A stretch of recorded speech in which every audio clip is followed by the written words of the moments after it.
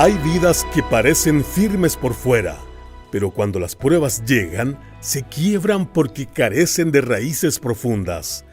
Bienvenido a Sabiduría para el Corazón con el pastor Stephen Davey en la voz y adaptación de Daniel Cuquín.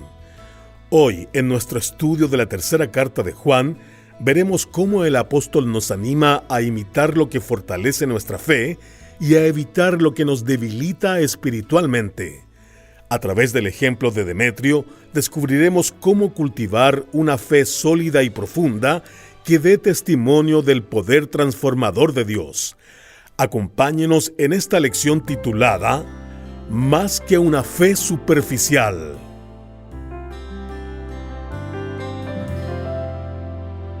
Un periodista estadounidense introdujo una frase en 1889 que todavía se sigue usando hasta el día de hoy para describir a alguien o algo que es superficial, trivial o sin importancia. La frase es 1 milla de ancho y 1 pulgada de profundidad. El periodista en realidad estaba describiendo el río Platte, también conocido como el río Chato, que se encuentra en Estados Unidos. Y aunque este río forma parte importante de la cuenca del río Missouri, se descalificó para su uso como ruta principal de navegación debido a su falta de profundidad. Este periodista escribió, y cito, «El río tiene una gran circulación, pero muy poca influencia. Cubre una gran cantidad de terreno, pero no es profundo. En algunos lugares tiene 1 milla de ancho y 3/4 de pulgada de profundidad». Y así nació la frase. Y hasta el día de hoy, en los Estados Unidos, esta frase nunca se usa como un cumplido.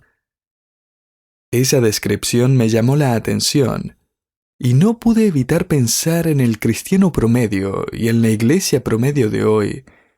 Y es que podemos tener una gran circulación en el mundo, pero muy poca influencia. Corremos el riesgo de tener 1 milla de ancho y 1 pulgada de profundidad. Según la palabra de Dios, parte del problema y parte de la solución está directamente relacionado con la práctica de la imitación. Los seres humanos son por naturaleza seguidores e imitadores expertos. Un niño va a aprender a hablar y a caminar observando y escuchando, por imitación. Y por eso habla como habla y suena como su madre o su padre. Por otra parte, eso solía molestarme mucho hasta que llegué a la adolescencia. Solía enojarme tanto cuando respondía al teléfono siendo niño y la otra persona decía, «Hola, señora Davey». Así que trataba de poner la voz más grave que podía para no sonar como ella. Al principio de la historia del éxodo israelita, el Señor le dio una advertencia a su pueblo a través de Moisés. En Éxodo 23 encontramos el interesante mandato donde Dios dijo, «No seguirás a los muchos». En otras palabras, no imitarás a la multitud incrédula. Salomón nos da la siguiente garantía comentando acerca de este principio de la imitación.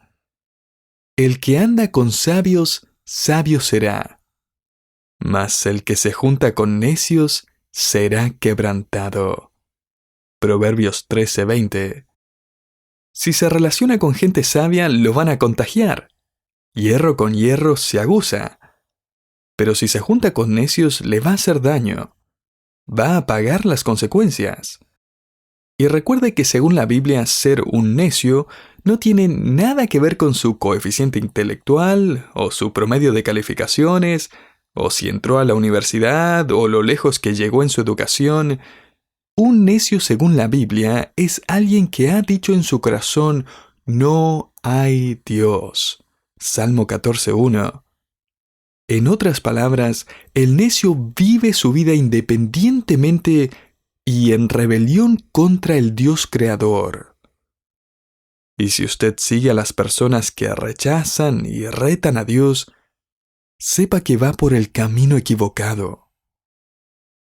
Pienso en eso a menudo cuando me detengo a poner gasolina en mi camioneta. La bomba de gasolina tiene una pantalla de video incorporada para mostrar publicidad, y tan pronto como deslizo mi tarjeta, comienza mostrando las tendencias. La mejor película, la mejor canción, el mejor videojuego. Es decir, esto es de lo que todo el mundo está hablando. Esto es lo que está de moda. Y uno tiene que quedarse ahí durante unos 3 minutos y escuchar. Y no hay botón de apagado a todo esto. Ya lo he buscado. Uno tiene que escuchar exactamente lo contrario de cualquier cosa que como cristiano querría seguir. Es la dirección opuesta a la que alguna vez desearía tomar. Eso sí que tiene 1 milla de ancho y 1 pulgada de profundidad. Y el problema es que las multitudes lo persiguen. Y parte del problema es que los seres humanos tienden a seguirse unos a otros. Somos imitadores por naturaleza, lo que significa que debemos elegir sabiamente. De hecho, la Biblia usa el concepto de la imitación tanto de manera negativa como de manera positiva. Pablo le va a decir a la iglesia en Filipos que siga su buen ejemplo, Filipenses 3:17. Él les dirá a los corintios que lo imiten como él imita a Cristo, 1 Corintios 11:1. El escritor de Hebreos le dice al creyente que sea imitador de aquellos que demuestran fe y paciencia, Hebreos 6:12. Más adelante escribe que debemos imitar la fe de nuestros líderes espirituales que nos enseñaron la palabra, Hebreos 13:7. Pablo incluso le dirá a la iglesia en Tesalónica que imite a otras iglesias en la forma en que éstas lidiaron con el sufrimiento, 1 Tesalonicenses 2:14. Querido oyente, Dios nunca le dice al creyente que deje de imitar a otros, pero sí nos dice que nos detengamos y que pensemos en el ejemplo que estamos siguiendo. Ahora, el apóstol Juan acaba de describir a una persona que es de mal ejemplo en su 3ª carta, una persona a quien no debemos imitar. Su nombre era Diótrefes. Juan nos presentó a este líder eclesiástico orgulloso, irresponsable, hambriento de poder, imposible de enseñar. Él era desafiante y cruel y estaba dirigiendo a su iglesia en la dirección equivocada. Y si abre nuevamente la 3ª carta de Juan, verá que ahora le dice a Gallo, el destinatario de esta carta, que hay un hombre en su asamblea que vale la pena imitar. Pero antes de que se nos presente a Demetrio, el buen ejemplo, observe que Juan nos entrega el mandato de practicar el arte de la imitación. Lea conmigo el versículo 11, solo la primera parte. Amado, no imites lo malo, sino lo bueno. La construcción gramatical de este mandato implica que no debemos imitar a una persona o una conducta mala, sino que debemos imitar a una buena persona, una buena conducta. Dios nunca dice deja de imitar. Solo asegúrate de que vale la pena imitar la tendencia, que sea realmente buena, no pecaminosa o incluso superficial. Y luego Juan amplía su mandato con esta descripción. Observe nuevamente el versículo 11. El que hace lo bueno es de Dios, pero el que hace lo malo no ha visto a Dios. Aquí el que hace lo bueno y el que hace lo malo se refieren a 2 tipos de patrones en la vida. Esta es la práctica de la persona. Juan está describiendo a alguien que desea, persigue y practica el bien, en contraste con el que desea, persigue y practica el mal. Y note que el que hace lo bueno, agrega Juan, es de Dios. Este es el vocabulario típico del apóstol Juan. En Juan 8:44, él usa este mismo tipo de vocabulario cuando habla de unas personas que son del diablo. O en el capítulo 15, hablando de personas que son del mundo. Juan 15:19.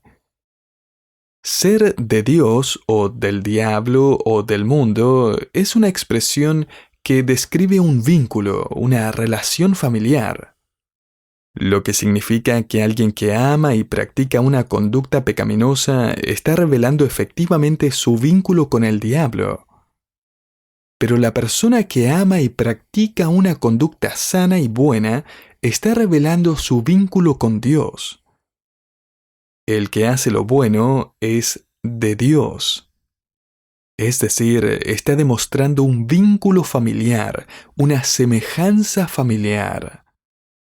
Ahora, no me malinterprete. No es que uno hace cosas buenas para ser salvo. Los inconversos pueden hacer algunas cosas buenas. Juan no está sugiriendo que uno puede ser salvo automáticamente si imita la buena conducta. Pablo le escribió a la iglesia de Galacia: el hombre no es justificado por las obras de la ley, sino por la fe de Jesucristo. Nosotros también hemos creído en Jesucristo para ser justificados por la fe de Cristo, y no por las obras de la ley, por cuanto por las obras de la ley nadie será justificado. Gálatas 2:16. Entonces, no hace cosas buenas para poder ir al cielo. Hace cosas buenas porque ya va de camino al cielo. Solo está demostrando que su padre y su hogar están allá arriba. Un creyente está motivado a hacer buenas obras para demostrar su relación familiar, para que otros glorifiquen a su Padre que está en los cielos.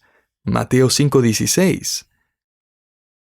El creyente ciertamente es imperfecto en hacer el bien, pero sigue practicando este arte de imitar lo que es bueno, para la gloria de Dios.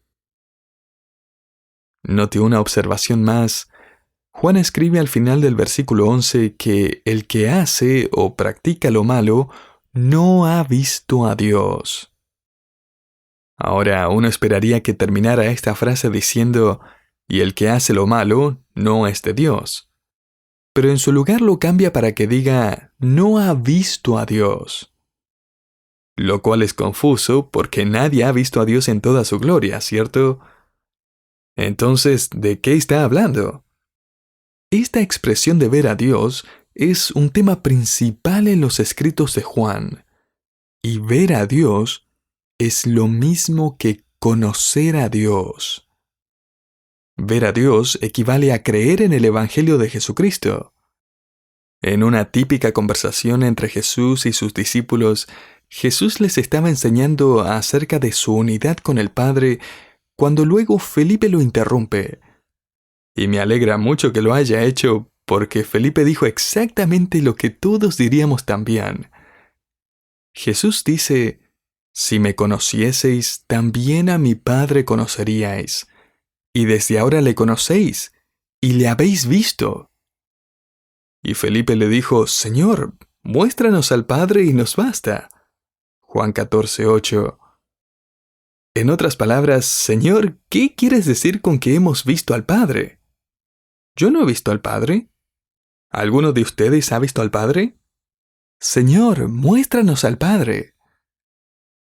El Señor Jesús continúa explicando que Él y el Padre son uno, lo que significa que cualquiera que haya tenido los ojos abiertos para ver la realidad de Dios el Hijo, sus ojos se le han abierto también para ver la realidad de Dios el Padre.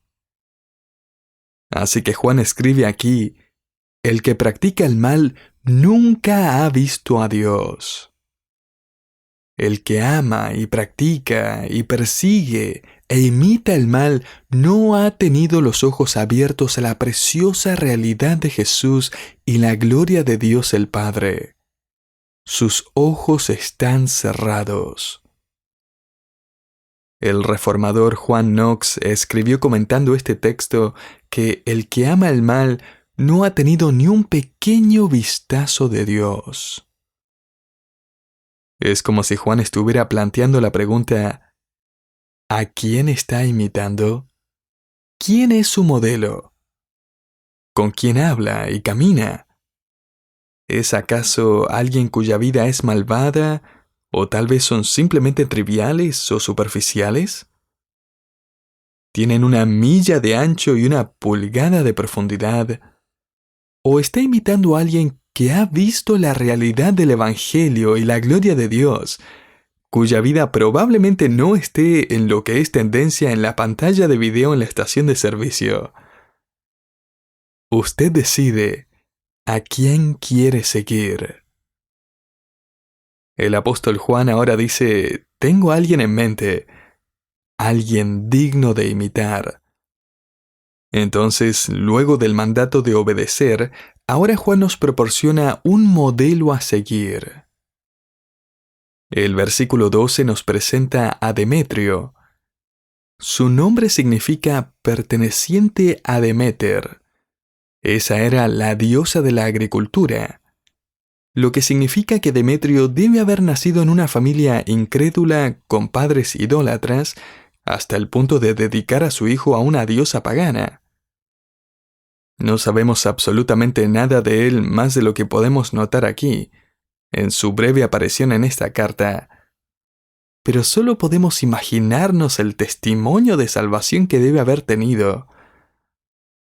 Y por cierto, si tiene la impresión de que las únicas personas que valen la pena seguir son las personas que provienen de una larga línea de creyentes piadosos, es hora de que conozca a Demetrio.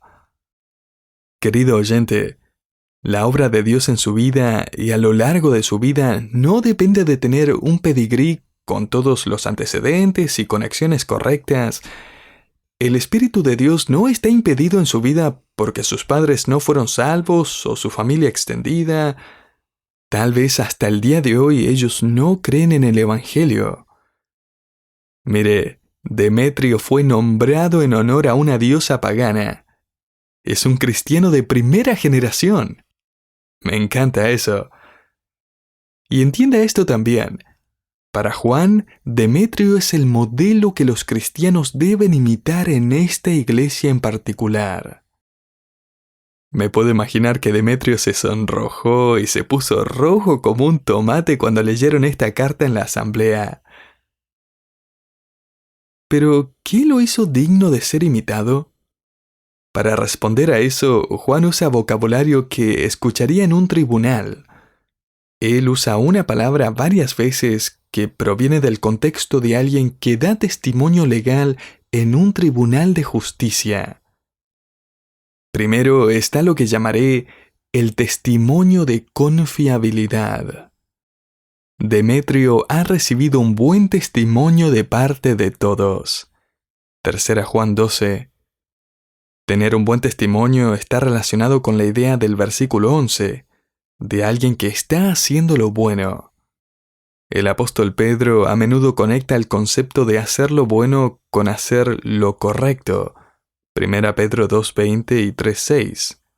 En otras palabras, Demetrio tiene la reputación de hacer lo correcto. Si le preguntara a cualquier persona que conocía a Demetrio, ¿qué sabes acerca de este chico?, todos le dirían lo mismo. Él siempre hace lo correcto. Puedes confiar en que Demetrio va a hacer lo correcto. Recientemente leí acerca de un estudiante universitario de 19 años que estaba parado en el andén esperando en la estación de metro de Nueva York, cuando de repente sufrió una convulsión y tropezó por el andén y cayó sobre una de las vías del tren directamente en el camino de un tren andante. Un trabajador de la construcción de 50 años estaba parado en esa misma plataforma con sus 2 hijas y se dio cuenta de que nadie más iba a ayudar, así que saltó a las vías y agarró al joven y rodó hacia un canal de drenaje que se encontraba entre las vías, y un instante después, los vagones del tren pasaron estruendosamente por encima de ambos a solo unos centímetros de distancia. Ninguno de los dos resultó herido. En los días siguientes, este hombre fue recompensado. Le otorgaron el premio más importante de la ciudad por logros cívicos, le dieron $10,000 y lo invitaron a programas de televisión para entrevistarlo y así sucesivamente. Él obviamente se sintió honrado por todo eso y minimizó su hazaña diciendo simplemente que alguien necesitaba su ayuda. El director ejecutivo de la Autoridad de Transporte no estuvo de acuerdo con su humilde declaración, calificando lo que hizo como nada menos que un acto de valentía que desafió la misma muerte. Luego dijo esto y quedó marcado en mi mente. Él estaba en el lugar correcto, en el momento correcto, y él eligió hacer lo correcto. Me llamó la atención que nosotros como creyentes estamos en el lugar correcto y en el momento correcto, pero ¿estamos eligiendo hacer lo correcto? ¿Puede la gente confiar en nosotros para hacer lo correcto? Usted se convertirá en una persona digna de imitar y seguir cuando lo haga. Continuando, llamemos al testigo número 2 al estrado. Lo llamaremos el testimonio de integridad. Juan escribe en el versículo 12, todos dan testimonio de Demetrio y aún la verdad misma. O sea, la verdad misma declara que vale la pena seguir a Demetrio. Y tal vez esté pensando, eso suena un poco redundante, ¿no? O sea, ya se nos dijo cuán responsable y digno de confianza que es Demetrio y que todos están de acuerdo, así que ¿por qué necesitamos el testimonio de la verdad? Porque lo que la gente sabe de nosotros puede que no sea verdad. John Wooden es la persona a la que se le atribuye la frase, tu carácter es lo que realmente eres, mientras que tu reputación es lo que la gente cree que eres. Y es posible pulir una reputación pública mientras se esconde una gran cantidad de corrupción privada. No hace mucho leí la biografía de un hombre que estaba en la cima social y financieramente hablando. Su yate costaba $7 millones. Su jet privado costaba unos 24 millones. Tenía casas en Francia y en Palm Beach, pero pasaba la mayor parte de su tiempo en su apartamento de 3.000 metros cuadrados en el corazón de la ciudad de Nueva York. Todos querían conocerlo. La gente hacía fila para estrecharle la mano. Estar en su oficina de Manhattan, escribió el autor, era estar en el epicentro del éxito de las inversiones. O eso parecía. Hasta esa fría mañana de diciembre, cuando finalmente confesó haber orquestado un esquema Ponzi por 20 años. Cuando finalmente se lo confesó a su esposa y sus 2 hijos esa mañana de Navidad, les dijo, y cito, todo fue una gran mentira.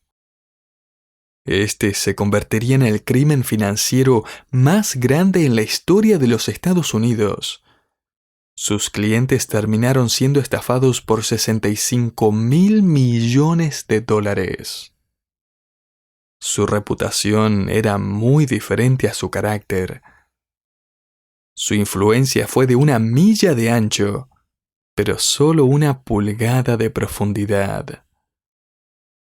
El apóstol Juan personifica la verdad y luego la llama al estrado de los testigos, por así decirlo, para dar testimonio de la realidad de Demetrio. Es como si Juan entendiera, sé que es posible que todos tengan un buen concepto de Demetrio y que todos estén engañados, así que llamo a la verdad para que suba al estrado. Y la verdad declara, Demetrio es una persona genuina. Él es íntegro. No tiene secretos oscuros guardados. Lo que ve en público es como él es en privado.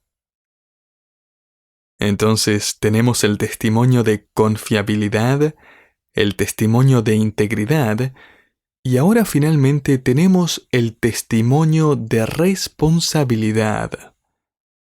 Juan escribe, y también nosotros damos testimonio, y vosotros sabéis que nuestro testimonio es verdadero. 3 Juan 12.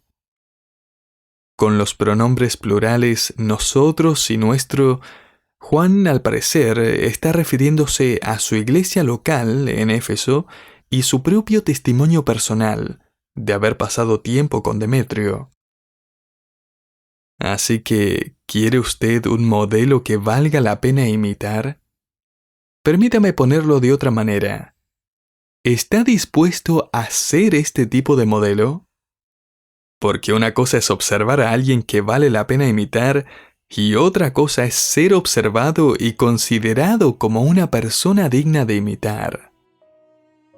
En una pared cerca de la entrada principal del famoso edificio histórico llamado El Álamo, en San Antonio, Texas, donde se libró una batalla importante, hay un retrato de un hombre con la siguiente inscripción: James Butler Bonham. No existe una foto de él. Ese retrato es de su sobrino, el alcalde James Bonham, que se parecía mucho a su tío. La familia lo puso allí para que la gente pudiera conocer la apariencia de ese hombre que dio su vida por su patria. Y tampoco existe un retrato literal de Jesús. Pero hemos sido puestos aquí para mostrarle a la gente su semejanza, su parecido familiar, una demostración viva para que a través de nosotros el mundo pueda ver a Dios. Un mundo que nos está mirando, un mundo cínico que ha sido decepcionado, que está engañado, que se está preguntando si tenemos 1 milla de ancho y 1 pulgada de profundidad. Querido oyente, ¿somos más que eso? Por la gracia de Dios y nuestra sumisión voluntaria a su voluntad, seamos más que eso.